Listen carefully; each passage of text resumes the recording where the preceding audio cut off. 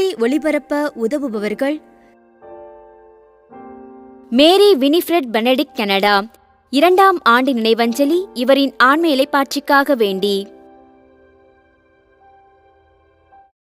தந்தை மகன் தூய ஆவியாரின் பெயராலே ஆமென். நம் ஆண்டவராகிய இயேசு கிறிஸ்துவின் அருளும் கடவுளின் அன்பும் தூய ஆவியாரின் நட்புறவும் உங்கள் அனைவரோடும் இருப்பதாக. உம்மான்மாவோடும் இருப்பதாக. இறையேசுவில் பிரியமான சகோதர சகோதரிகளே, இறைவன் நம்முடைய வாழ்வில் செய்த நன்மைகளுக்காக நன்றி செலுத்துவதற்காகவும் நம்முடைய தேவைகளுக்காகவும் மன்றாட கூடியிருக்கும் உங்களை அன்போடு வரவேற்கின்றேன். இந்த நாளில் திரு அவை பெரும் மகிழ்ச்சியோடு 12 அப்போஸ்தலர்கள் ஒருவராக கருதப்படுகின்ற புனித மத்தியாசுடைய விழாவை கொண்டாடுகிறது. தூய மத்தியாஸ் பெயரை தாங்கி இருக்கின்ற எல்லா சகோதர சகோதரிகளுக்கும் வாழ்த்துக்களை தெரிவித்துக் கொள்கின்றேன். இயேசுவினுடைய உயிர்ப்பிற்கு பிறகு அப்போஸ்தலர்கள் ஒன்று கூடி யூதாசினுடைய இடத்திற்காக தெரிந்தெடுக்கப்பட்ட புனித மத்தியாஸ் இயேசுவை மீது அதிகமான அன்பு கொண்டு தன்னுடைய வாழ்நாள் முழுவதும் பணியாற்றி கடைசியில் இயேசுவுக்காக மறை சாட்சியாக கொலையுண்டவர். இந்த நாளில்தான் ஆண்டவர் சொல்கிறார், நான் உங்களை அன்பு செய்கிறேன், அதுபோல நீங்களும் பிறரை அன்பு செய்யுங்கள் என்ற கட்டளையை கொடுக்கின்றார். ஆண்டவருடைய அன்புக்கு விரோதமாக கட்டிக்கொண்ட எல்லா பாவங்களுக்காகவும் தீமைகளுக்காகவும் மனம் வருந்தி ஆண்டவருடைய மன்னிப்பை வேண்டுவோம். எல்லாம் வல்ல இறைவனிடமும் சகோதர சகோதரிகளே, உங்களிடமும் நான் பாவியனை ஏற்றுக்கொள்கிறேன். ஏனெனில் என் சிந்தனையாலும் சொல்லாலும் செயலாலும் கடமையில் தவறியதாலும் பாவங்கள் பல செய்தேன். என் பாவமே, என் பாவமே, என் பெரும்பாவமே. ஆகையால் எப்பொழுதும் கன்னியான புனித மரியாவையும் வானதூதர் புனிதர் அனைவரையும் சகோதர சகோதரிகளையும் உங்களையும் நம் இறைவனாகிய ஆண்டவரிடம் எனக்காக வேண்டிக் கொள்ள மன்றாடுகிறேன். எல்லாம் வல்ல இறைவன் நம் மீது இரக்கம் வைத்து நம் குற்றம் குறைகளை மன்னித்து நம்மை நிலை வாழ்வுக்கு அழைத்து செல்வாராக. ஆமீன். ஆண்டவரே இரக்கமாயிரும். கிறிஸ்துவே இரக்கமாயிரும். ஆண்டவரே இரக்கமாயிரும். கிறிஸ்துவே இரக்கமாயிரும். உன்னதங்களிலே கடவுளுக்கு மாட்சி உண்டாகுக, உலகினிலே நன்மனத்தோர்க்கு அமைதியாகுக. உம்மை புகழ்கின்றோம், உம்மை வாழ்த்துகின்றோம், உம்மை ஆராதிக்கின்றோம், உம்மை மாட்சிப்படுத்துகின்றோம். உமது மேலான மாட்சியின் பொருட்டு உமக்கு நன்றி கூறுகின்றோம். ஆண்டவராகிய இறைவா, வானுலக அரசரே, எல்லாமல்ல தந்தையாகிய இறைவா, ஒரே மகனாய் உதித்த ஆண்டவரே இயேசு கிறிஸ்துவே, ஆண்டவராகிய இறைவா, இறைவனின் செம்மறியே, தந்தையின் திருமகனே, உலகின் பாவங்களை போக்குபவரே, எங்கள் மேல் இரக்கமாயிரும். உலகின் பாவங்களை போக்குபவரே, எங்கள் மன்றாட்டை ஏற்றருளும். தந்தையின் வலப்பக்கம் வீட்டிருப்பவரே, எங்கள் மேல் இரக்கமாயிரும். ஏனெனில் இயேசு கிறிஸ்துவே, நீர் ஒருவரே தூயவர், நீர் ஒருவரே ஆண்டவர், நீர் ஒருவரே உன்னதர். தூய ஆவியாரோடு தந்தையாகி இறைவனின் மாட்சியில் இருப்பவர் நீரே. ஆமேன்.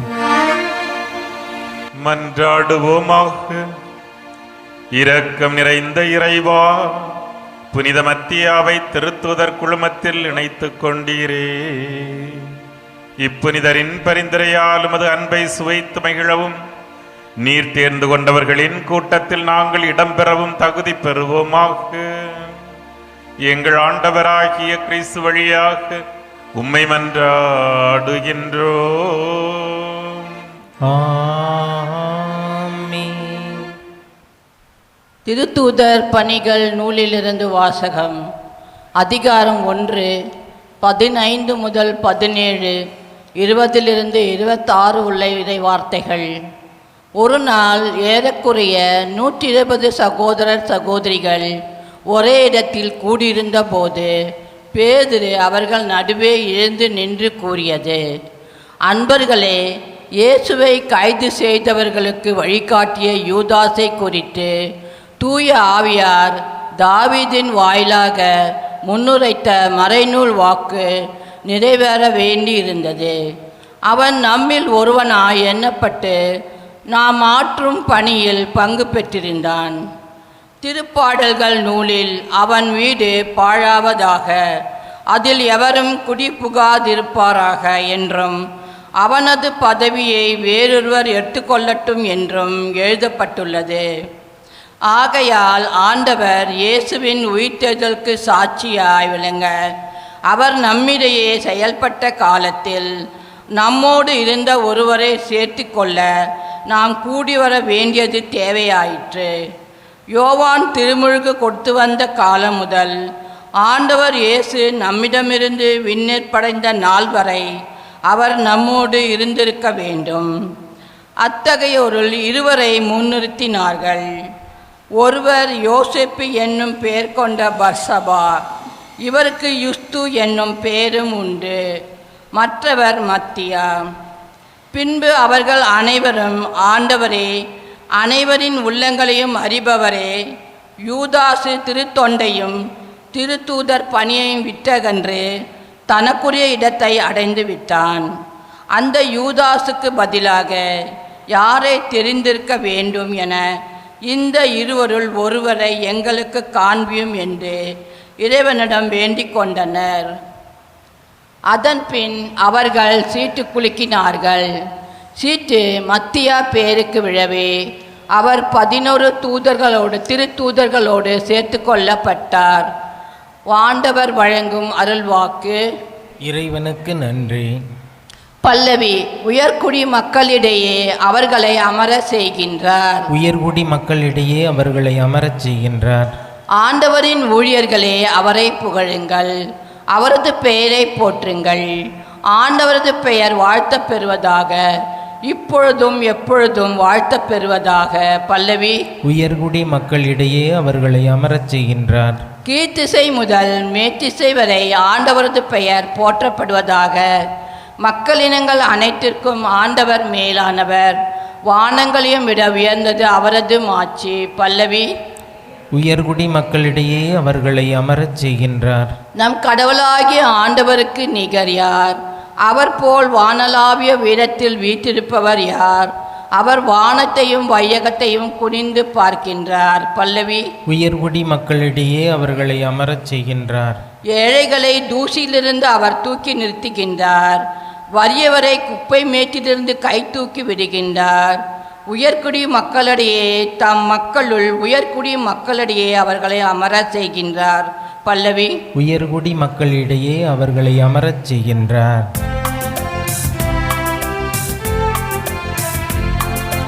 அல்லேலூயா, அல்லேலூயா, அல்லேலூயா, அல்லேலூயா, அல்லேலூயா, அல்லேலூயா, அல்லேலூயா, அல்லேலூயா.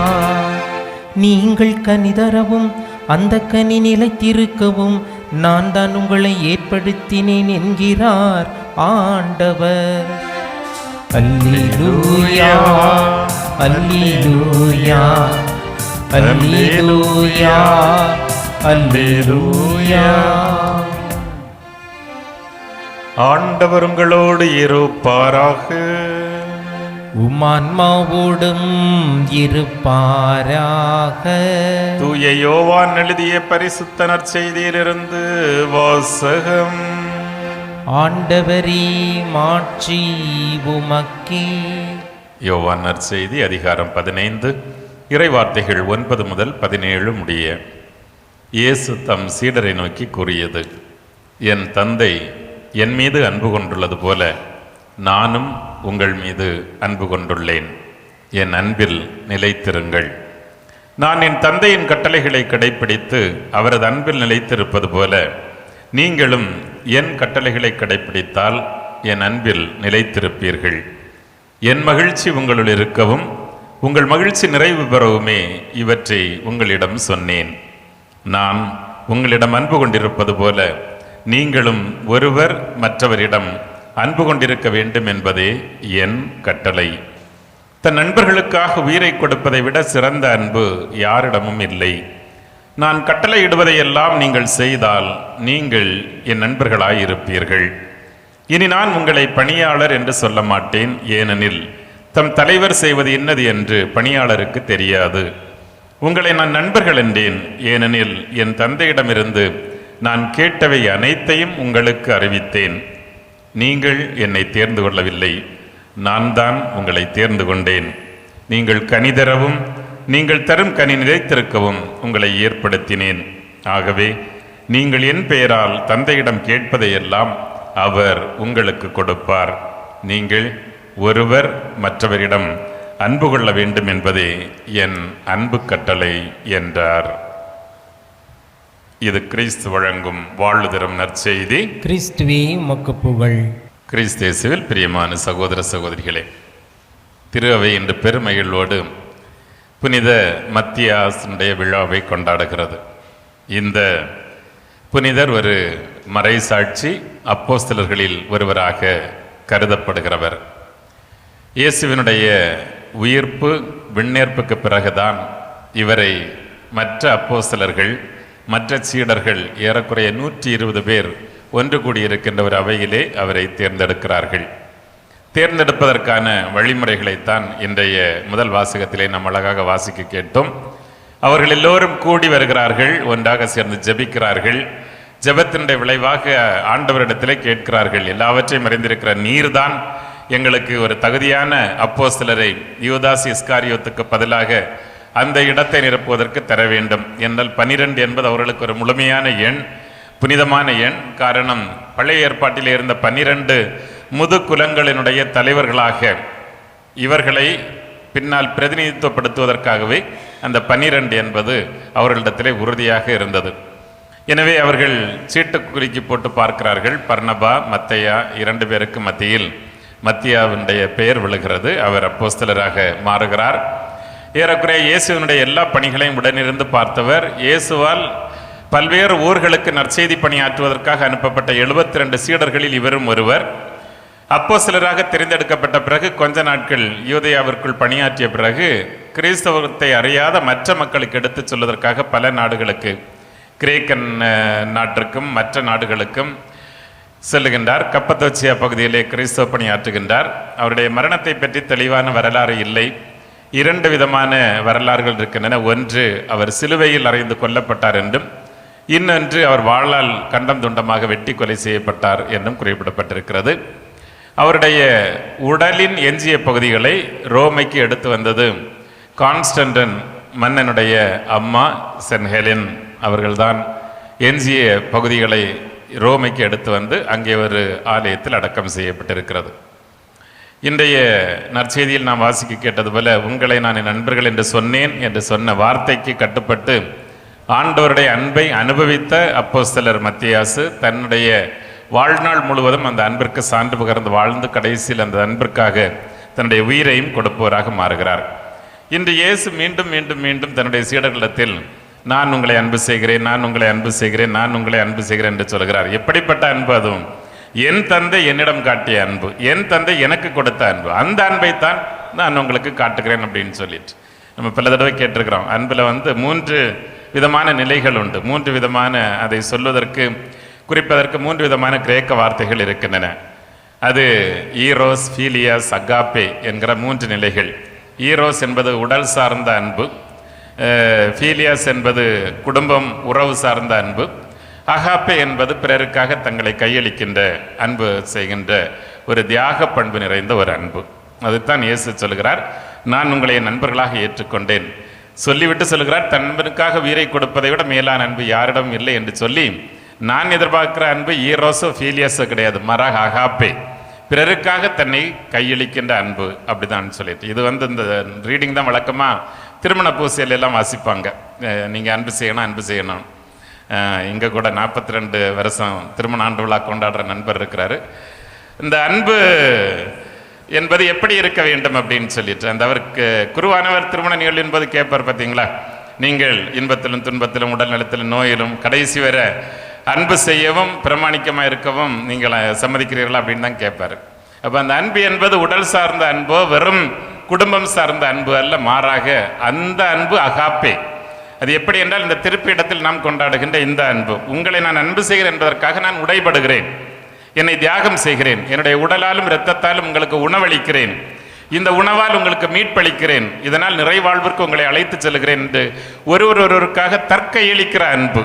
அது இந்த நமக்கு இப்போல்லாம் ரொம்ப ஈஸியாக போச்சு, லவ் கிவ் அப்படிங்கிறதெல்லாம் வந்து ஐ லவ் யூ அப்படின்னு சொல்றதெல்லாம். அது வந்து முதல் நிலையா ரெண்டாவது நிலையான்னு சொன்னால் அதில் எந்த அர்த்தமும் இல்லை. கொஞ்ச நாளையில் அது போர் அடிச்சு போகும், அது சலிப்பு தட்டிடும் அந்த அன்பு. மாறாக இயேசு விரும்புகிற குடும்பத்தில் இருக்க வேண்டிய அன்பு என்பது இந்த அகாப்பே தான். இந்த அன்பினால் அவர்கள் என்ன சொல்கிறார்கள் என்றால், இனிமேல் இந்த இடத்தில் நான் இல்லை, மாறாக என்னுடைய எல்லாவற்றையும் நான் உன்னிடத்திலே தற்கையளிக்கிறேன் என்றும், மனைவியும் அதை போல நான் இனிமேல் உங்களுக்காகத்தான் என்னை தியாகம் செய்வதற்காக இருக்கிறேன். இருவரும் தங்களுடைய தியாகத்தை அடையாளமிடுகிற ஒப்பந்தமிடுகிற இடம்தான் அந்த திருமண ஒப்பந்தம் என்பது. அதை புரிஞ்சுக்காமல் இருக்கும்போது தான் நிறைய கோர்ட்டில் போய் நிற்கிறது. புரிஞ்சா கோர்ட்டுக்கோ போலீஸ் ஸ்டேஷனை போய் நிற்க வேண்டிய அவசியமே இல்லை. எனவே இந்த அன்பைத்தான் இயேசு பிரதிபலிக்க சொல்கிறார் தன்னுடைய சீடர்களுக்கு. இதை சரியாக புரிந்து கொண்டவர்கள் அப்போஸ்தலர்கள். இயேசு வாழுகிற பொழுது புரிந்து கொள்ளவில்லை என்றாலும் இயேசுடைய இறப்பிற்கு பிறகு அந்த அன்பை தாங்கியவர்களாக அவர்கள் உலகத்தினுடைய எல்லா பகுதிகளுக்கும் சென்று ஏராளமான துன்பங்களை அனுபவித்தார்கள். எல்லா துன்பங்களையும் கடைசியில் தலை வெட்டுப்பட்டோ, தலைகீழாக சிலுவையில் அறையப்பட்டோ, விலங்குகளுக்கு இரையாக போடப்பட்டோ, தீ கொளுத்தப்பட்டோ, சாகிற பொழுதெல்லாம் மகிழ்ச்சியோடு சொன்னார்கள். காரணம் என்ன? எங்க கடவுளே எங்களை அன்பு செய்கிறார், அந்த அன்புக்கு இதுதான் பிரதி பலன் என்கிற நம்பிக்கையோடு சென்றார்கள். நான் கடவுளை அன்பு செய்கிறேன் என்பதற்கு அடையாளம் தான் இது என்பது ஏற்றுக்கொண்டு சென்றார்கள். எனக்கு சின்ன கஷ்டம் வந்துட்டாலும் உடனே பிரிஞ்சிடலாம் அப்படிங்கிறது வந்து நம்முடைய சொல்லாடலாக இருக்கிறது. ஆனால் எவ்வளவோ துன்பங்களை தாங்கிய பொழுதும் ஆண்டவரோடு இணைந்திருப்பதில் தான் அப்போஸ்தலர்கள் மகிழ்ச்சி கொண்டார்கள். அதைத்தான் இன்று விழா கொண்டாடுகிற புனித மத்தியாவும் நமக்கு சொல்லித் தருகிறார். எனவே இயேசு வேற ஒன்றும் கேட்கல, நான் உங்களை அன்பு செய்கிறேன். எப்படிப்பட்ட அன்பு? என் தந்தை என்னிடம் காட்டிய அன்பு. நீங்கள் என் அன்பில் நிலைத்திருங்கள். என்னை அன்பில் நிலைத்திருப்பதற்கு நீங்கள் பெருசாக ஒன்றும் செய்ய வேண்டாம், ஒன்றே ஒன்று கடைபிடித்தால் போதும், என் கட்டளைகளை கடைபிடியுங்கள். என்ன கட்டளை என்பதைத்தான் அதில் கடைசியில் சொல்றாரு. நீங்கள் ஒருவர் மற்றவரிடம் அன்பு கொள்ள வேண்டும் என்பதே என் கட்டளை. வேற கட்டளையே கிடையாது. நம்ம ஒருத்தருக்கு அன்பு செய்துட்டானாலே இந்த நாட்டில் ரூல்ஸ் தேவைப்படாது, ரெகுலேஷன்ஸ் தேவைப்படாது, இந்த நோட்டில் சட்டங்கள் தேவைப்படாது. நீங்கள் ரோட்டில் போகும்போது நான் பிறரை அன்பு செய்கிறேன்னா நம்ம கரெக்டாக டிராஃபிக்கை ஃபாலோ பண்ணோன்னா டிராஃபிக் சிக்னலே தேவைப்படாது. ஆனால் எப்போ அப்படி ஒரு காலம் முடியும்னு எனக்கு தெரியல. இருந்தாலும் நம்ம சொல்கிறோம் நாங்கள் அன்பு செய்துட்டு தான் இருக்கோம்னு சொல்லிட்டு. ஒருவேளை அது போலியானதாக இருக்குமோன்னு தெரியல. ஆனால் குடும்பங்களில் குறைந்தபட்சம், ஒருவேளை சமூகத்திற்கு அது பரவ வேண்டும், ஆனால் குடும்பத்திலாவது குறைந்தபட்சம் ஒருவர் மற்றவருக்காக தற்கையளிக்கிற அந்த அன்பைத்தான் இயேசு அந்த மூன்றாவது அகாப்பே என்று சொல்லுகின்ற தான் தன்னுடைய உடலையும் இரத்தத்தையும் நமக்காக தியாகம் செய்வது போல நாம் நம்பி இருக்கிறவர்களுக்காக தியாகம் செய்கிற அந்த உறவை, அந்த அன்பை இயேசு குறிப்பிட்டு சொல்லுகிறார். அத்தகைய அன்பு மிக்கவர்களாக வாழவே நம்மோடு அவர் வருகின்றார், உடன் வருகின்றார். தியாகம் நிறைந்த இந்த பலியை கொண்டாடுகிற பொழுதெல்லாம் ஆண்டவருடைய அன்பில் தொடர்ந்து நிலைத்திருக்க வர வேண்டி இப்பலியிலே மன்றாடுவோம். நம்மையும் நம் குடும்பங்களை நிறைவாக ஆசீர்வதிப்பாராக. ஆமென்.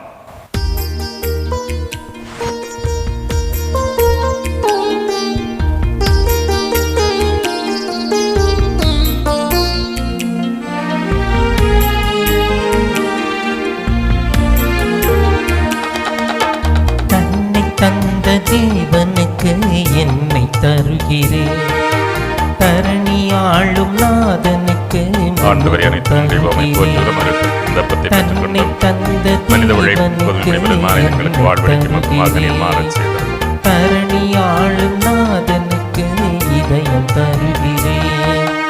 பலியாகவே, ஜீவ பலியாகவே, பலியாகவே, ஜீவ பலியாகவே, உள்ளதெல்லாம் அவரின் பாதம்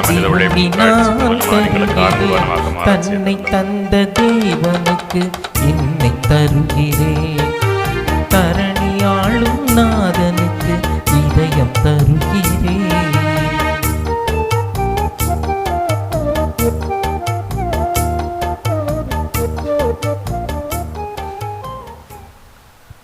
சகோதர சகோதரிகளே, என்னுடையதும் உங்களுடையதுமான தெய்வீக பலி எல்லாம் அல்ல நம் தந்தையாகி இறைவனுக்கு ஏற்றதாகும்படி மன்றாடுங்கள். ஆண்டவர் தமது பேரின் புகழ்ச்சிக்காகவும் ஆட்சிக்காகவும் நமது நன்மைக்காகவும் புனித திரு அவை அனைத்து நலனுக்காகவும் உமது கையில் இருந்து இப்பலியை ஏற்றுக்கொள்வாராக.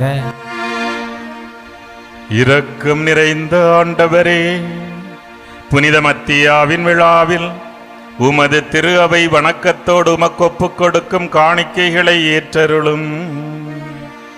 இவற்றின் வழியாக உமது அருளின் ஆற்றலால் எங்களை உறுதிப்படுத்துவீராக. எங்கள் ஆண்டவராகிய கிறிஸ்து வழியாக உம்மை மன்றாடுகின்றோம்.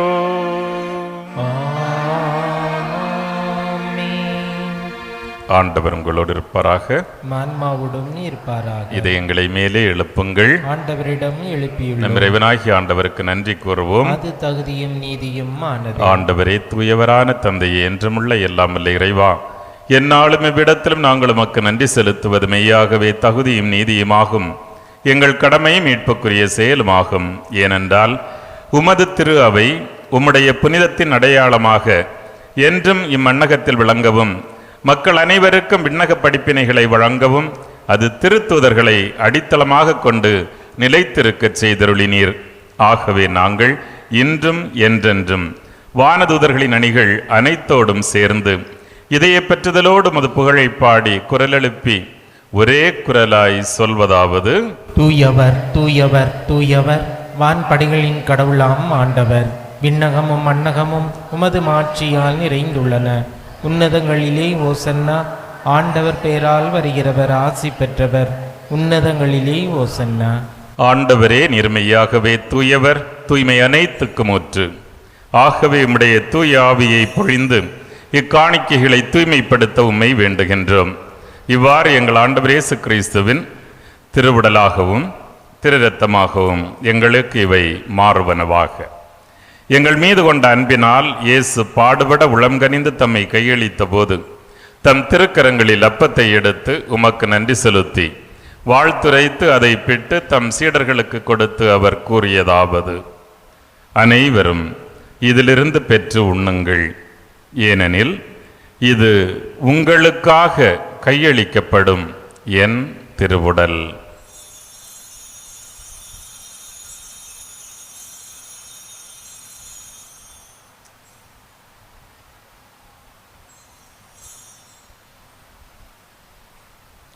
அவ்வண்ணமே இரவு விருந்தை அருந்திய பின் தம் திருக்கரங்களில் கிண்ணத்தை எடுத்து மீண்டும் உமக்கு நன்றி செலுத்தி தம் சீடர்களுக்கு கொடுத்து இயேசு கூறியதாவது: அனைவரும் இதிலிருந்து பெற்று பருகுங்கள், ஏனெனில் இது புதிய நிலையான உடன்படிக்கைக்குரிய என் இரத்தத்தின் கிண்ணம். இந்த இரத்தம் பாவ மன்னிப்புக்கென்று உங்களுக்காகவும் எல்லோருக்காகவும் சிந்தப்படும். இதை என் நினைவாகச் செய்யுங்கள்.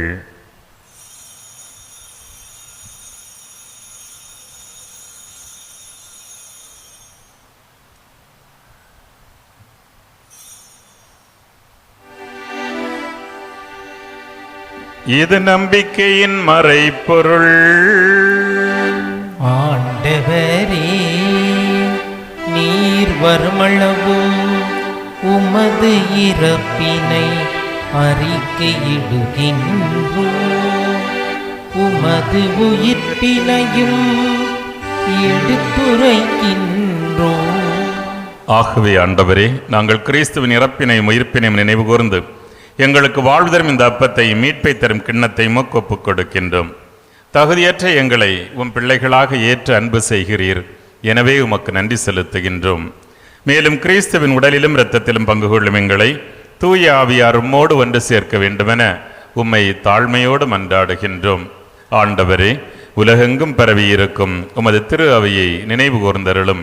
எங்கள் திருத்தந்தை பிரான்சிஸ், எங்கள் பேராயர் ஜார்ஜ் ஆண்டகை, எல்லா திருநிலையினர் பொதுநிலையினர், இங்கு கூடியிருந்து ஜபிக்கின்ற உம்முடைய அன்பு மக்கள், இவர்கள் அனைவரையும் இவர்களது வேண்டுதல்களையும் உமது அன்பினால் நிறைவு பெறச் செய்தருளும். உயிர்த்தெழும் நம்பிக்கையோடு இறந்து போன எங்கள் சகோதர சகோதரிகளையும் எங்கள் குடும்பங்களிலிருந்து இறந்தோர் அனைவரையும் இரக்கத்துடன் நினைவு கூர்ந்து உமது திருமுக ஒளியினுள் ஏற்றருளும். எங்கள் அனைவர் மீதும் இரக்கமாயிரும். கடவுளின் கன்னித்தாயும் எங்கள் ஆரோக்கிய அன்னையுமான புனித மரியா, அவருடைய கணவரான புனித யோசேப்பு, புனித திருத்தூதர்கள், குறிப்பாக இன்று நாங்கள் விழா கொண்டாடுகின்ற திருத்தூதர் புனித மத்தியா, இவ்வுலகில் உமக்கு உகந்தவராய் இருந்த புனிதர்களோடு நாங்களும் நிலை வாழ்வில் பங்கு கொள்ளும் தகுதி பெற்று திருமகன் இயேசு கிறிஸ்து வழியாக உம்மை புகழ்ந்தேத்தும் வரமருள உம்மை மன்றாடுகின்றோம்.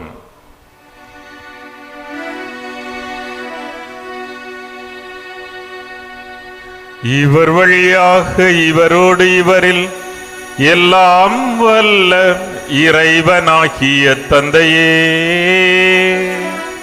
தூய ஆவியாரின் ஒன்றிப்பில் எல்லா புகழும் ஆட்சியும் என்றென்றும் உமக்கு உரியதே.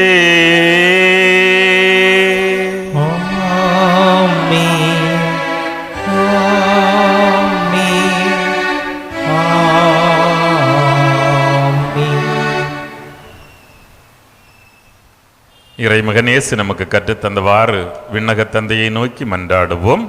விண்ணுலகில் இருக்கின்ற எங்கள் தந்தையே, உமது பெயர் தூயதென போற்றப் பெறுக, உமது ஆட்சி வருக, உமது திருவுளம் விண்ணுலகில் நிறைவேறுவது போல மண்ணுலகிலும் நிறைவேறுக. எங்கள் அன்றாட உணவை இன்று எங்களுக்கு தாரும். எங்களுக்கு எதிராக குற்றம் செய்வோரை நாங்கள் மன்னிப்பது போல எங்கள் குற்றங்களை மன்னியும். எங்களை சோதனைக்கு உட்படுத்தாதேயும், தீமையிலிருந்து எங்களை விடுவித்தருளும். ஆண்டவரே, எம் வாழ்வில் இருக்கின்ற தீமைகள் அனைத்திலும் இருந்து எங்களை விடுவித்து எங்கள் வாழ்நாளில் அமைதியை கனிவோடு அருள உம்மை மன்றாடுகின்றோம். உமது இரக்கத்தின் உதவியால் நாங்கள் பாவத்திலிருந்தும் எங்களை வாட்டி வருத்தும் நோய்களிலிருந்தும் விடுதலை பெற்று யாதொரு கலக்கமுமின்றி நலமாயிருப்போமாக. நாங்கள் எதிர்நோக்கி இருக்கும் பேரின்பத்திற்காகவும் எம் மீட்பராகிய இயேசு கிறிஸ்துவின் வருகைக்காகவும் மகிழ்ச்சியுடன் காத்திருக்கின்றோம். ஏனெனில் ஆட்சியும் வல்லமையும் ஆட்சியும் என்றென்றும் அதே. ஆண்டவராகிய இயேசு கிறிஸ்துவே, அமைதியை உங்களுக்கு விட்டுச் செல்கின்றேன், என் அமைதியையே உங்களுக்கு தருகின்றேன் என்றும் திருத்தூதர்களுக்கு சொன்னீரே. எங்கள் பாவங்களை பாராமல் உமது மக்களின் நம்பிக்கையே கண்ணோக்கி எங்களுக்கும் எங்கள் குடும்பங்களுக்கும் ஒற்றுமை, அமைதி, அன்பு ஆகிய கொடைகளை தந்தருள்வீராக. என்றென்றும் வாழ்ந்து ஆட்சி செய்கின்றவர் நீரே. ஆமென். ஆண்டவருடைய அன்பும் அமைதியும் உங்கள் அனைவரோடும் இருப்பதாக. ஒருவருக்கொருவர் கிறிஸ்துவின் சமாதானத்தை பரிமாறிக்கொள்வோம். சமாதானம். உலகின் பாவங்களை போக்கும் இறைவனின் செம்மறியே, எங்கள் மேல் இரக்கமாயிரும். உலகின் பாவங்களை போக்கும் இறைவனின் செம்மறியே, எங்கள் மேல் இரக்கமாயிரும். உலகின் பாவங்களை போக்கும் இறைவனின் செம்மறியே, எங்களுக்கு அமைதியை அளித்தருளும்.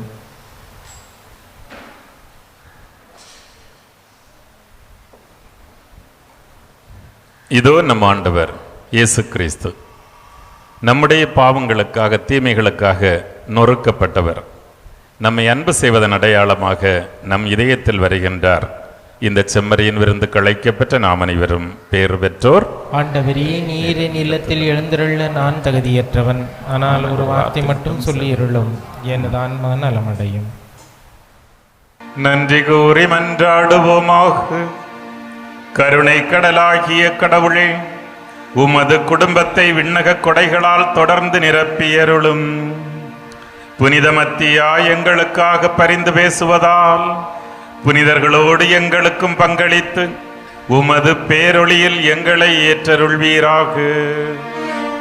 எங்கள் ஆண்டவராகிய கிறிஸ்து வழியாக உம்மை மன்றாடுகின்றோம். ஆண்டவர் உங்களோடு இருப்பாராக. உம்மான்மாவோடும் இருப்பாராக. எல்லாம் வல்ல இறைவன் தந்தை, மகன், தூய ஆவியார் உங்களை தமாசியால் நிரப்புவாராக.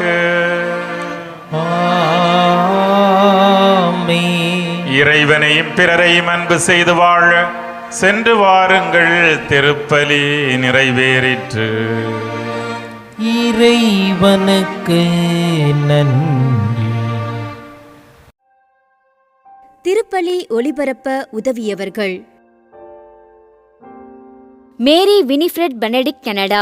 2ஆம் ஆண்டு நினைவஞ்சலி இவரின் ஆன்ம இலைப்பாட்சிக்காக வேண்டி